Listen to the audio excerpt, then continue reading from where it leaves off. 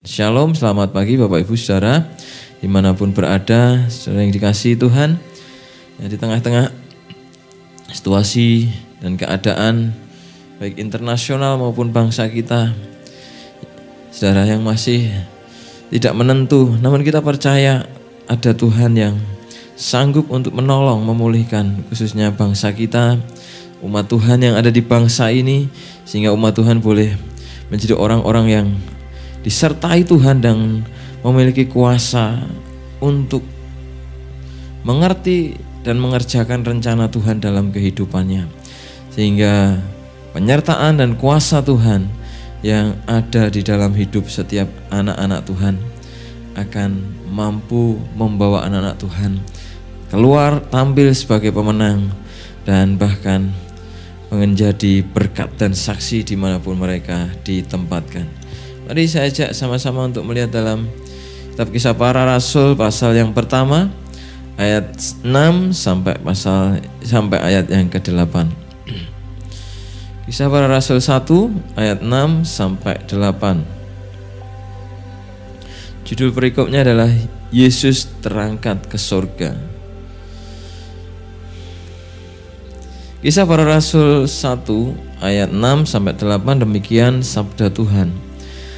Maka bertanyalah mereka dan yang berkumpul di situ, Tuhan, maukah engkau pada masa ini memulihkan kerajaan bagi Israel?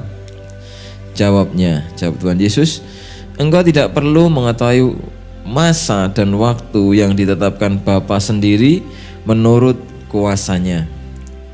Tetapi kamu akan menerima kuasa kalau Roh Kudus turun ke atas kamu, dan kamu akan menjadi saksiku di Yerusalem dan di seluruh Yudea dan Samaria dan sampai ke ujung bumi. Saudaraku yang dikasihi Tuhan, satu peristiwa yang terjadi bagaimana sebelum Tuhan terangkat ke surga, sebelum Tuhan naik atau yang namanya Mikrat ke surga kembali ke tempat beliau, Tuhan berjanji untuk memberikan setiap anak-anak Tuhan kuasa, yaitu lewat Roh Kudus, ya. Nah, kasih Tuhan, ini zaman yang dimana Roh Kudus sudah dicurahkan, Roh Kudus sudah ada di tengah-tengah kita, Roh Kudus sudah menyertai kita, Roh Kudus sudah bersama dan memimpin hidup kita. Namun saudara, di situ Tuhan ingin meluruskan fokus dari setiap anak-anak Tuhan, dari ketika Tuhan meninggalkan bumi dan menuju ke surga, Tuhan ingin meluruskan fokus murid-muridnya. Murid-muridnya berfokus untuk pemulihan kerajaan secara fisik, yaitu kerajaan Israel, ya. Murid-muridnya berfokus kepada tentang keadaan, ya, situasi yang terjadi hari-hari ini, ya, di masa lalu maupun masa kini. Seringkali kita berfokus kepada keadaan yang terjadi, kesulitan yang terjadi. Bagaimana, kapan selesai pandemi, kapan selesai krisis, kapan bangsa ini mengalami pemulihan, kapan ini saya lebih baik, itu saya lebih baik, dan lain sebagainya. Fokusnya selalu mudah teralihkan, dan kemudian seringkali anak-anak Tuhan terjebak, mengalami ketakutan, kekhawatiran, ketidaktenangan, dan dengan mudah iblis akan masuk ke sana dan akan membuat anak-anak Tuhan jatuh. Nah, kekasih Tuhan, mari kita belajar pagi hari ini untuk fokus kepada bagaimana mandat Kristus, mandat Tuhan yang telah memberikan kita kuasa dan memberikan kita rohnya yang kudus ada dalam diri kita, ya, dalam pengurapannya secara karunia-karunia Roh Kudus maupun juga yang namanya buah roh dalam hidup kita. Nah, oleh karena itu, oleh karena Tuhan sudah memberi kuasa kepada kita, Tuhan ingin kita menjadi saksi Tuhan. Kuasa sudah diberikan, otoritas sudah diberikan, agar kita anak-anak Tuhan menjadi saksi-saksinya dimanapun ditempatkan. Jangan lagi fokus terhadap keadaan, karena Tuhan berkata ya kepada murid-muridnya, engkau tidak perlu mengetahui masa dan waktu yang ditetapkan Bapa sendiri menurut kuasanya. Boleh kita berdoa agar krisis segera berakhir. Boleh kita berdoa agar keadaan kita mengalami pemulihan yang dari Tuhan, dan kita harus terus berdoa kepada Tuhan. Tapi ingat, apapun yang terjadi, apapun yang kita berdoa di sana, tapi kalau Tuhan belum izinkan terjadi, maka Tuhan ingin kita bukan fokus kepada yang namanya masalah, kesulitan, dan krisis yang terjadi, tetapi fokus kepada Tuhan, kehendak Tuhan, dan rencana Tuhan yang akan membawa kita menjadi saksi-saksi yang penuh kuasa bagi kemuliaan Tuhan. Nah, tujuan kita diberi kuasa adalah untuk menjadi saksi Tuhan. Ya, saudaraku, dalam 2 Timotius 1 ayat 8 firman Tuhan mengatakan, jadi janganlah malu bersaksi tentang Tuhan kita, dan janganlah malu karena aku, seorang hukuman karena Dia, melainkan ikutlah menderita bagi Injilnya oleh kekuatan Allah. Jadi janganlah malu bersaksi tentang Tuhan kita, dan janganlah malu karena aku, seorang hukuman karena Dia, melainkan ikutlah menderita bagi Injilnya oleh kekuatan Allah. Saudara, ketika kita diberi kuasa Tuhan dan diutus menjadi saksi Tuhan, maka kita berjalan atau bergerak di dalam kuasa Tuhan atau kuasa ilahi.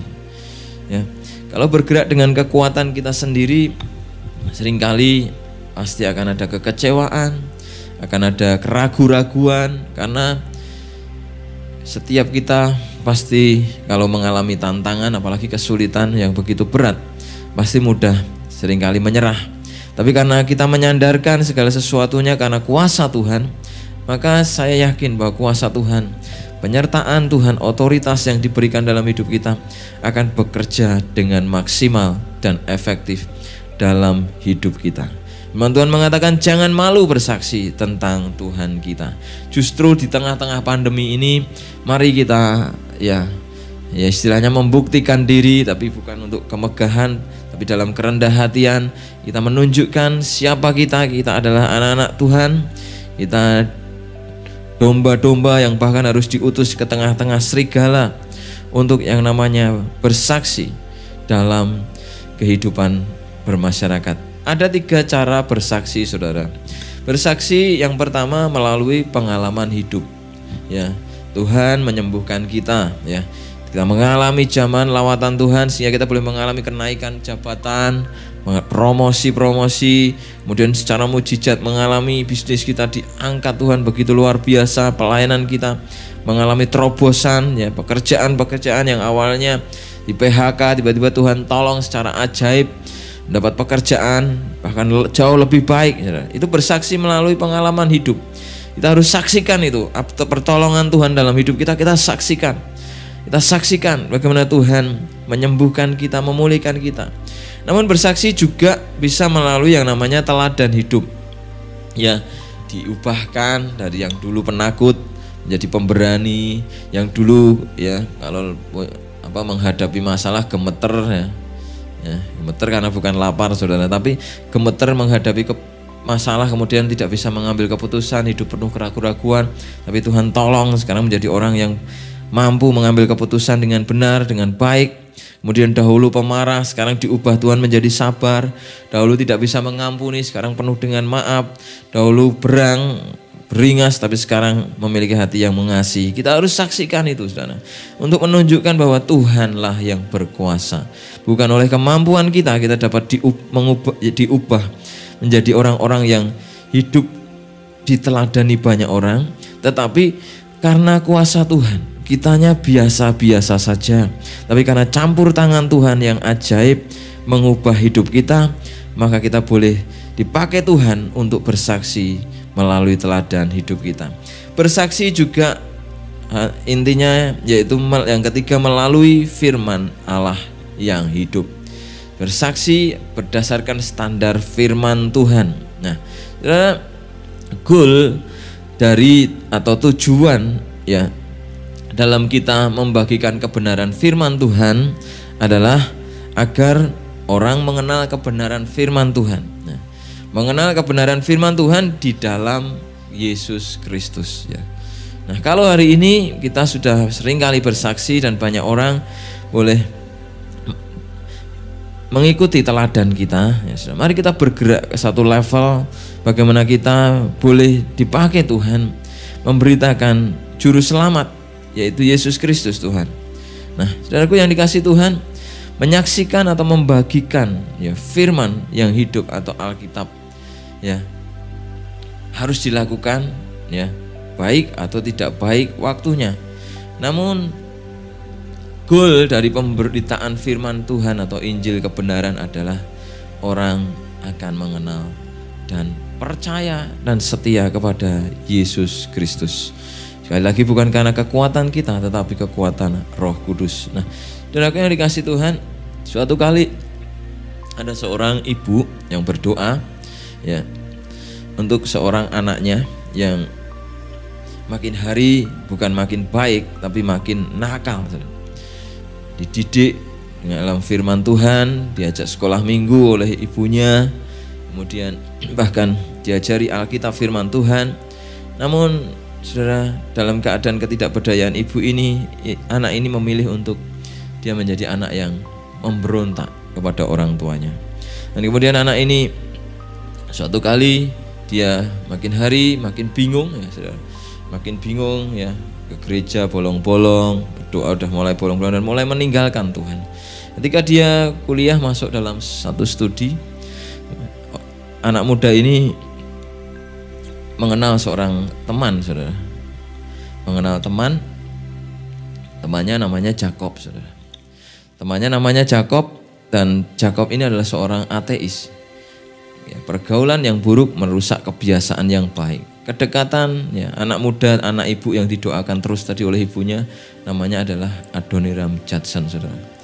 Nah, Adoniram Judson bergaul dekat dengan Jacob yang seorang ateis dan akhirnya Jacob menarik Adoniram Judson dan meninggalkan Tuhan dan tidak percaya kepada Tuhan Yesus. Dia hidup dalam keyakinan yang membingungkan ya, kemudian dia bahkan meninggalkan Tuhan. Nah, saudara, Jacob atau yang kemudian menjadi sahabat dari Judson ini ya saudara, kemudian makin dekat dan semakin dekat dan mereka pun semakin dekat. Ibunya ya awalnya ya mengalami tekanan yang berat, masalah yang berat. Bagaimana mungkin anak yang sudah dididik dalam firman Tuhan, diajar kebenaran, didoakan setiap waktu oleh mamanya, tapi justru malah meninggalkan Tuhan. Tapi yang luar biasa adalah ibu ini tetap setia dalam berdoa. Ibu ini percaya doa mengubah segala sesuatu. Yang tidak mungkin menjadi mungkin, yang mustahil menjadi tidak mustahil. Dia percaya kuasa Tuhan begitu ajaib.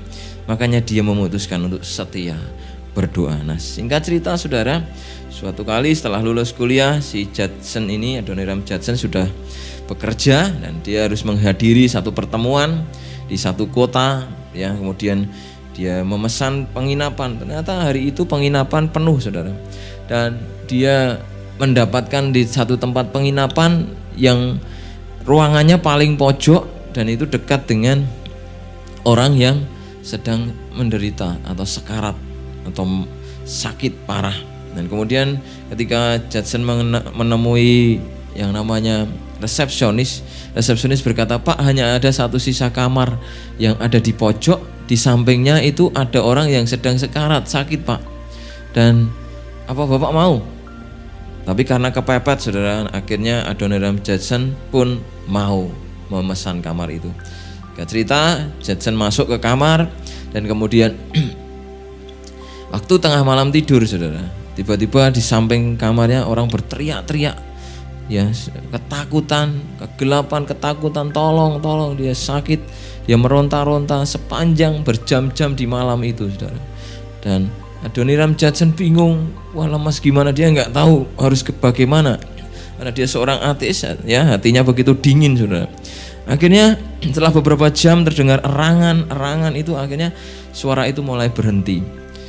Dalam hati Judson ini mungkin dua hal. Yang pertama, dia mati, atau ya yang kedua mungkin dia pingsan atau sudah tertidur. Nah, tapi saudaraku yang dikasihi Tuhan, akhirnya Judson tertidur dan pagi harinya ya dikabarkan oleh resepsionis bahwa ternyata ya orang yang ada di samping kamarnya yang sekarat dan menderita ketakutan itu sudah meninggal, saudara.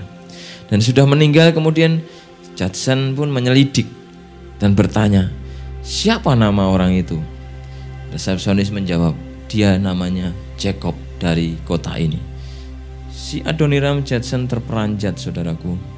Itulah sahabatnya Jacob yang membawa dia meninggalkan Tuhan dan mengenalkan dia kepada ateis. Ternyata waktu mau meninggal, saat sekarat, mengalami ketakutan, mengalami kegelapan, dia minta tolong, tidak ada yang menolong. Saat itu hati Judson hancur dan dia bertobat di situ, saudara. Dan kemudian dia sadar panggilan Tuhan dalam hidupnya.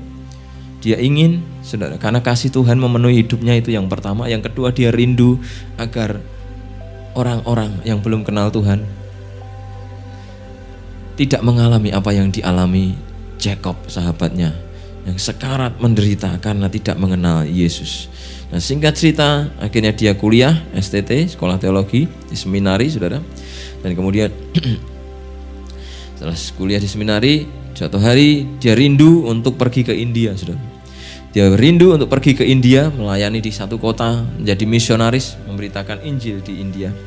Namun suatu ketika dia berdoa dan terus berdoa, Roh Kudus mengarahkan dia dan memberikan hati atau memberikan kerinduan untuk melayani di negara Myanmar atau dulu Burma, saudara. Dan kemudian dia doa dan akhirnya mantap, saudara. Dia melayani di Burma, jadi ke India, dia pergi ke Burma atau Myanmar. Dan ia melayani di sana, saudara, 38 tahun di Burma, saudara. Dia memberitakan Injil, dia membuat studi Bible, sekolah-sekolah Alkitab kecil-kecil, memuridkan orang. Dia juga menerjemahkan Alkitab ke bahasa Myanmar atau Burma, sehingga banyak orang mengenal Tuhan lewat kehidupannya. Dan selama hidupnya 38 tahun dia melayani di sana, saudara. Berdiri 63 gereja dan 7.000 orang Kristen. Nah, Burma sekarang kira-kira sudah ada hampir 6 juta orang Kristen di Burma. Tuhan pakai Judson dan jadi perintis karena ia bersaksi kepada Tuhan. Satu kesaksian yang dibangun dari hati yang mengasihi, saudara. Hati yang mengasihi, dan ada kesaksian hidup yang dia alami yang mendorong dia untuk mengerjakan yang namanya rencana Tuhan dalam hidupnya. Nah, saudaraku yang dikasihi Tuhan, bagaimana orang bisa dipakai untuk menceritakan kasih Tuhan? Bagaimana kita bisa dipakai untuk menceritakan kasih Tuhan, menjadi saksi Tuhan?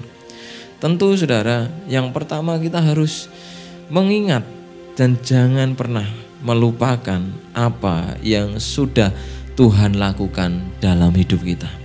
Mari kita mengingat kasih-Nya yang begitu besar. Ya, kalau kita mengingat kasih-Nya, saudara, yang sudah menebus dan menyelamatkan kita, maka saudara kita akan ingat ya, seperti Judson tadi, bagaimana manusia pada akhirnya kalau tidak mengenal Tuhan, mereka akan mengalami yang namanya hukuman kekal di neraka. Saudara, sekalipun saudara Judson, saudara, mengerjakan hal-hal yang besar dalam hidupnya. Awalnya sekalipun ia didoakan oleh ibunya, ya. Awalnya sekali dia sekolah minggu, saudara. Ia ke gereja, ya, ia ikut katekisasi, saudara. Tapi, saudara, itu tidak membuat dia makin mencintai Tuhan, tapi justru makin bingung. Ya, makin bingung ini penyebabnya bisa banyak, saudara. Ya, yang ngajar bikin bingung ya bisa, dia sendiri yang ragu-ragu ya bisa, banyak hal yang mengakibatkan. Tapi ibunya terus berdoa karena dia tahu, dia ingat dan tidak pernah melupakan apa yang sudah Tuhan lakukan dalam hidupnya. Ajaib, saudara. Dan Judson pun mengalami keubahan hidupnya dan dia dipakai saksi Tuhan. Saudara, mari kita ingat dan jangan lupakan kasih Tuhan dengan cara kita selalu bersyukur dan ingat kebaikan Tuhan selalu. Bersyukur di tengah-tengah kesulitan yang kita hadapi. Bersyukur di tengah-tengah tantangan hidup yang kita hadapi. Mungkin hari ini saudara sedang mengalami kesulitan, makin hari makin bertubi-tubi. Tapi ayo kita bersyukur. Bersyukur adalah menyerahkan kendali pimpinan hidup kita, keadaan kita kepada Tuhan. Bersyukur dan ingat kebaikan Tuhan. Lalu juga jangan anggap semua yang terjadi dalam hidup kita ini kebetulan. Ya, semuanya sudah dirancang Tuhan. Tuhan punya rancangan yang baik dan sempurna. Jangan kita menganggap secara kebetulan, saudara. Sudah biasa. Sudah. Jadi kalau kita menganggap secara kebetulan, kita istilahnya membuatnya menjadi natural. Membuat segala sesuatu dalam hidup kita menjadi natural. Saya mengingat bagaimana dulu tidak bisa mengampuni, saudara. Hati penuh dengan kepahitan, sakit hati dan dendam. Kalau bukan Tuhan yang mengubah, saudara, ya, kalau saya menganggap itu natural, maka saudara, kenapa semua orang gak ngalami yang sama? Tapi itulah peristiwa yang supranatural. Nah, Tuhan kita atau firman Tuhan adalah hal-hal yang bersifat natural tetapi juga supranatural. Kalau disainskan atau dibuat menjadi ilmu pengetahuan, maka itu akan menjadi natural. Sehingga banyak orang kehilangan kuasa supranatural Allah karena mempercayai hal yang natural. Sehingga muncul ajaran yang aneh-aneh. Tapi inilah firman Tuhan, di situ ada natural, tapi di situ juga ada supranatural. Mari makin pintar, makin pandai, makin berbijaksana dan hikmat, kita bisa mengalami hal-hal yang natural, tapi juga mengalami hal-hal yang supranatural, agar kita boleh dipakai Tuhan menjadi saksi Tuhan. Nah, hargai campur tangan Tuhan di setiap peristiwa yang terjadi dalam hidup kita. Mari kita belajar menghargai. Kalau hari ini keadaan kita mungkin sulit, saudara di PHK, saudara mungkin belum mendapat pekerjaan, saudara belum mendapat jodoh, saudara pelayanan saudara mengalami tantangan, gangguan dan lain sebagainya. Mari kita hargai, Tuhan sedang berkarya. Tuhan campur tangan dalam hidupmu sehingga Ia akan mendatangkan kebaikan yang luar biasa. Jangan marah dulu, jangan merespon negatif dulu, jangan bersungut-sungut dulu. Tetaplah tenang dan berdoa, saudara. Kalau kita tidak berdoa, kita tidak akan menjadi tenang, kita akan gelisah. Mari saudara, hargai campur tangan Tuhan di setiap peristiwa hidup kita. Catat dan penuhi memori kita dengan kebaikan Tuhan, ya. Memori ini, pikiran kita dan hati kita mari penuhi dengan yang namanya kebaikan Tuhan. Kebaikan Kristus, kemurahan Kristus, kemurahan Allah kita. Penuhi sehingga tidak ada lagi kesempatan dalam pikiran kita meragukan Tuhan. Kalau kita punya komitmen dan sudah melakukan, memenuhi pikiran kita dengan kebaikan, kasih dan karyanya dalam hidup kita, maka itu akan membuat kita, di hidup kita hanya ada ucapan syukur, di pikiran kita hanya ada iman yang kuat, yang selalu mengandalkan Tuhan. Karena kita sepakat dengan Tuhan bahwa yang dilakukan Tuhan adalah baik dalam kehidupan kita. Saudara, ya, Tuhan baik dan tidak perlu kita ragukan, kasih-Nya begitu besar dalam hidup kita. Saudaraku yang dikasihi Tuhan, mari kita yang kedua, ya tadi yang pertama adalah ingat dan jangan lupakan apa yang sudah Tuhan lakukan. Yang kedua, mari kita menceritakan kebaikan Tuhan kepada orang lain. Mari kita menceritakan kebaikan Tuhan kepada orang lain. Mazmur 96 ayat yang ketiga.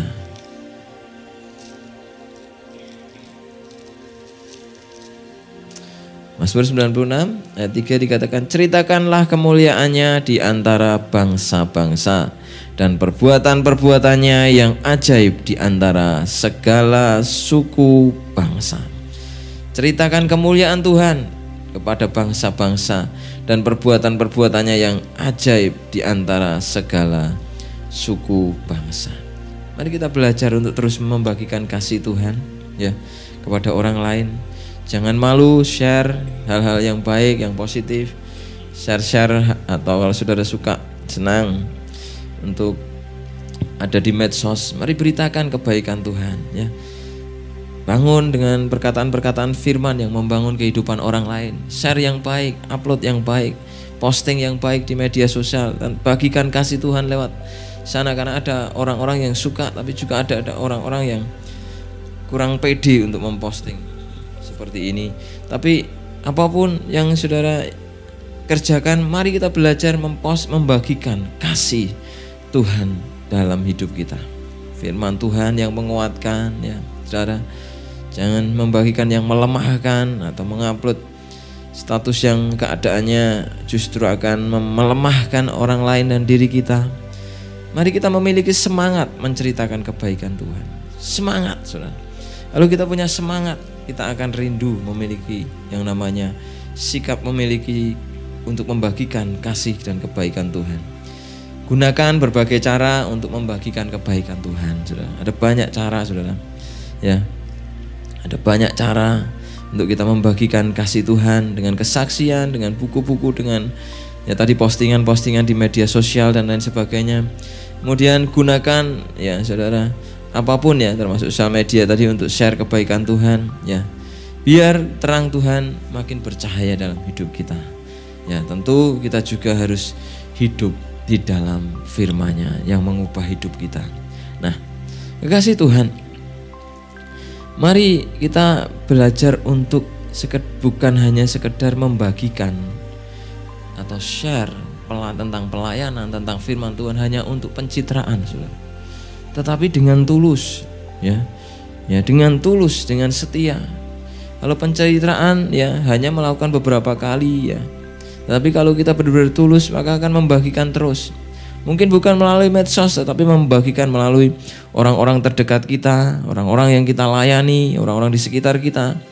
Terus sampaikan firman, baik atau tidak baik keadaannya. Kita percaya Tuhan kita baik dan rancangannya sempurna. Saudara, mari kita tulus murni untuk melayani, untuk membagikan kasih Tuhan. Sehingga kita bisa terus-menerus setia melakukannya sampai ya kita menyelesaikan panggilan Tuhan dalam hidup kita. Yang ketiga, yang terakhir, mari kita memuliakan Tuhan melalui kesaksian kita. Mazmur 34 ayat 4 dikatakan, muliakanlah Tuhan bersama-sama dengan aku. Marilah kita bersama-sama memasyurkan namanya.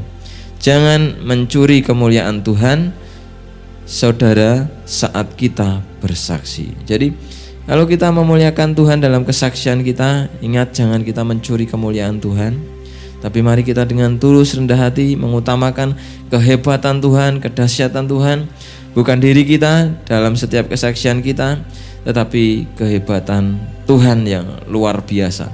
Ceritakan dari proses kegagalan kita sampai Tuhan menolong kita, agar orang lain tahu bukan kita ingin mengkultuskan individu, agar orang lain tahu kita ini biasa-biasa ya, kita ini tidak ada apa-apanya, saudara ya. Sekalipun Tuhan pakai kita luar biasa, tapi kita tetap tidak ada apa-apanya. Biar orang lain melihat Tuhan yang dipermuliakan ya, dan tidak mencari kita terus, tapi diajar agar mereka mandiri, saudara, dalam pelayanan. Saudaraku yang dikasihi Tuhan, mari kita belajar untuk biar Tuhan yang ditinggikan, bukan kita yang justru dikultuskan orang. Kembalikan segala kemuliaan dan hormat hanya bagi Tuhan. Saudaraku yang dikasihi Tuhan, goalnya adalah membawa jiwa kepada Tuhan Yesus. Beberapa waktu yang lalu, saudara, kita melayani, saudara, orang yang tapi memang enggak jarak dekat, saudara ya kan. Orang yang ketakutan karena COVID-19 ya. Katanya positif, saudara ya kan. Terus dia nangis-nangis ketakutan karena ada yang takut, ada yang nangis, ada yang respon beda-beda, saudara. Ada yang nangis, ada yang takut, ada yang senang gitu. Ada juga yang malah keluyuran kemana-mana ya saudara. Nah tapi orang ini nangis, saudara. Dia menyesal, dia nangis-nangis, dan kemudian kita doakan bersama-sama, dan kemudian ya puji Tuhan. Nah kemudian dia dites swab yang kedua, saudara, di daerah Banyudono, saudara. Dan waktu itu ada sekitar kurang lebih Ya, 70 yang dinyatakan positif, saudara. Dan setelah dia kembali swab, 70 orang itu pun sama-sama dia dites. Dari 70 orang itu hanya satu, yaitu dia sendiri yang negatif. Yang lainnya masih positif, saudara. Wah, puji Tuhan, dia senang, saudara. Dia senang, dia suka cita. Ternyata saudara, dalam pelayanan ini, orang ini adalah dulunya ya orang Kristen. Orang Kristen namanya Petrus, saudara. Dan kemudian berubah menjadi nama non-Kristen. Dan karena memang keadaan harus menikah dengan orang yang tidak mengenal Tuhan, ya. Kemudian bersama-sama menjalani bertahun-tahun dalam pernikahan, dia tenggelam. Petrus, ya. Kita berkata, Petrus, engkau dipanggil untuk memberitakan Injil. Engkau punya panggilan yang mulia dari Tuhan. Tapi kenapa engkau bersembunyi? Dia sadar dia terpanggil, saudara. Dia sadar bahwa Tuhan memanggil dirinya. Saudara, ada banyak hal yang hari-hari ini akan kita hadapi, ya.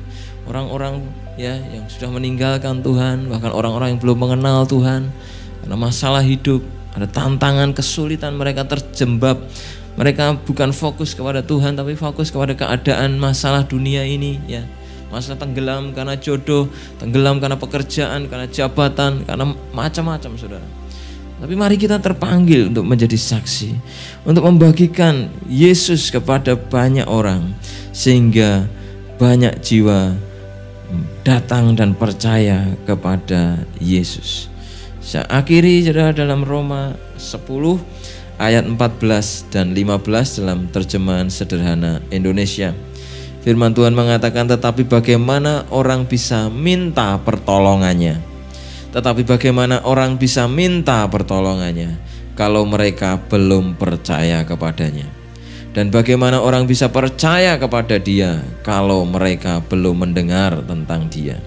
Dan bagaimana orang bisa mendengar tentang dia kalau tidak ada yang memberitakan tentang dia?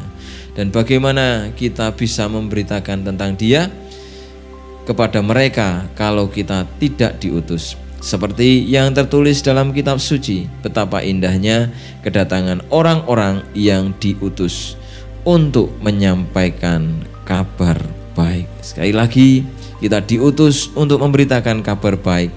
Goal dari kebaikan kita, kesaksian kita, keteladanan kita, firman Tuhan yang kita bagikan adalah agar orang datang kepada Yesus Kristus Tuhan. Jangan berhenti sampai pada bercerita tentang kebaikan Yesus, tapi sampai orang mengenal Yesus. Dalam pelayanan mungkin hari ini sudah ada yang banyak yang kita beritakan, mereka menolak. Dengan terang-terangan mereka menolak, ada. Dengan menghina juga ada. Dengan diam-diam kita menerima tapi enggak menerima juga ada. Tapi miliki semangat, saudara. Jangan menyerah dan terus doakan orang-orang di sekitar saudara yang belum mengenal Tuhan. Dalam keluarga kita doakan, saudara. Jangan menyerah. Tuhan punya waktu yang terbaik. Yang penting kita punya semangat untuk berdoa. Mereka menolak kita, tidak masalah.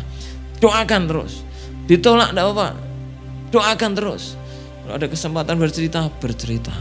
Tapi jangan berhenti gara-gara penolakan.